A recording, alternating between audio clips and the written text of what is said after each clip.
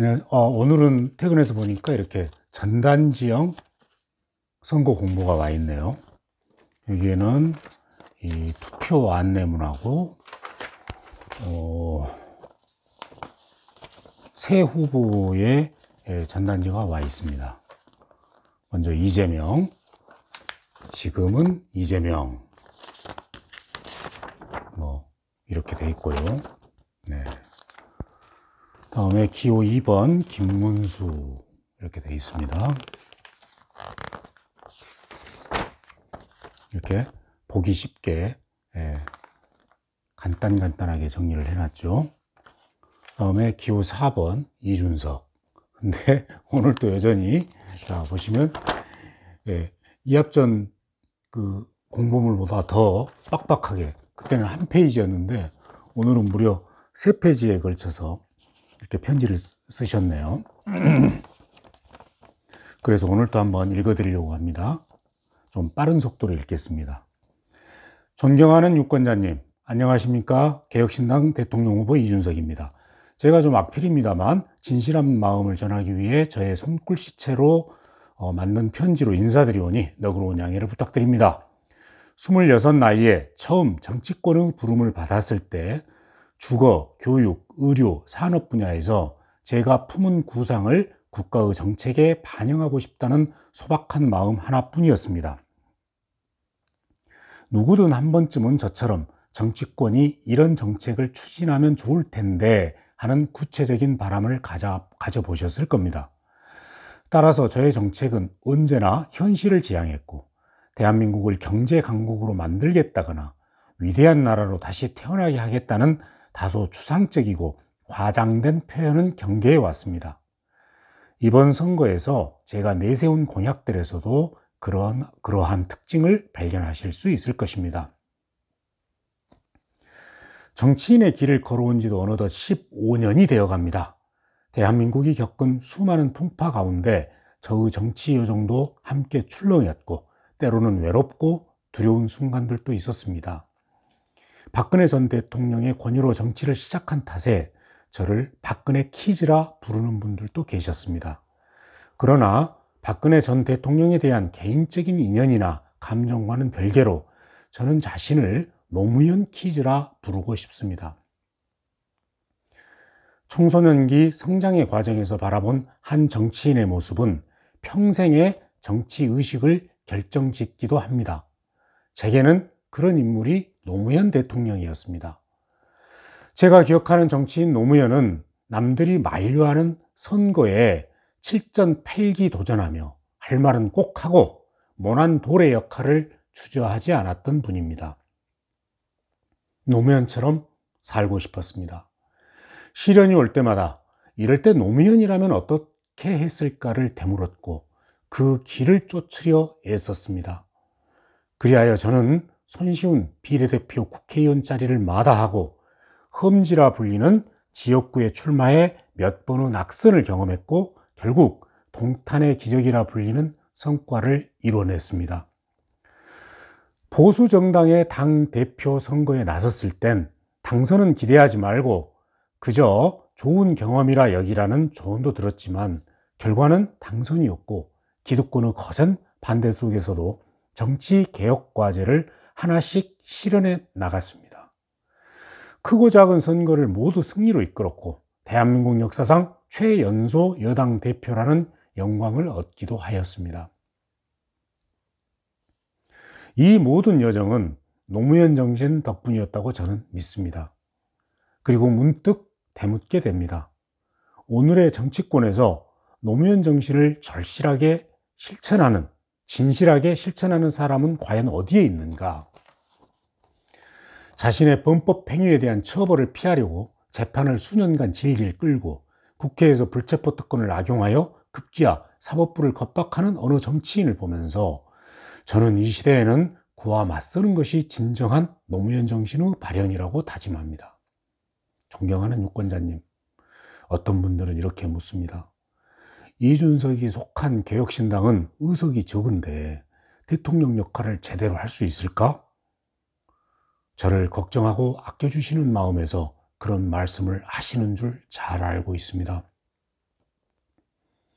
저의 대답은 이렇습니다. 프랑스 마크롱 대통령이 당선되었을 때 그의 나이가 39세였다는 점도 놀라웠지만 그보다 놀라운 건 그가 속한 앙마르슈라는 정당이 원내 의석이 단 한 석도 없었다는 사실입니다. 노무현 대통령께서 살아계셨다면 지금 저의 도전을 응원해 주셨으리라 믿습니다. 마크롱과 앙마르슈의 도전은 프랑스판 노무현 정신이라 할 수 있겠고, 이제 한국에서도 마크롱 같은 지도자가 탄생하고 앙마르슈 같은 돌풍을 일으킬 때가 되었다고 말씀드립니다. 마크롱 당선과 함께 프랑스 정치권은 대전환을 맞이했습니다. 단독 정부를 구성할 수 없었기에 자연스레 협치가 시작되었고, 이어진 총선에서 앙마르슈가 상당한 의석을 확보하면서 프랑스 정치의 색채는 더욱 다양하고 풍성해졌습니다. 저와 개혁신당이 바로 그러한 한국판 마크롱, 한국판 앙마르슈의 역할을 하게 되리라 믿습니다. 국민 여러분의 현명한 선택을 기다리겠습니다. 존경하는 유권자님, 제가 지향하는 가치는 자유, 공정, 능률, 그리고 책임입니다. 제가 만들 정부 역시 그런 정부가 될 것입니다. 우리가 꿈꾸는 나라는 결코 거창하지 않습니다. 저처럼 중산층 가정에서 태어나 특별한 지원과 혜택을 받지 않아도 오로지 노력만으로 목표를 이룰 수 있다는 희망이 꺾이지 않는 나라, 그런 나라가 제가 만들고 싶은 대한민국입니다. 아마 많은 분들도 저와 같은 꿈을 꾸고 계실 것입니다. 그런 꿈을 이번에 공약 속에 가득 담았습니다.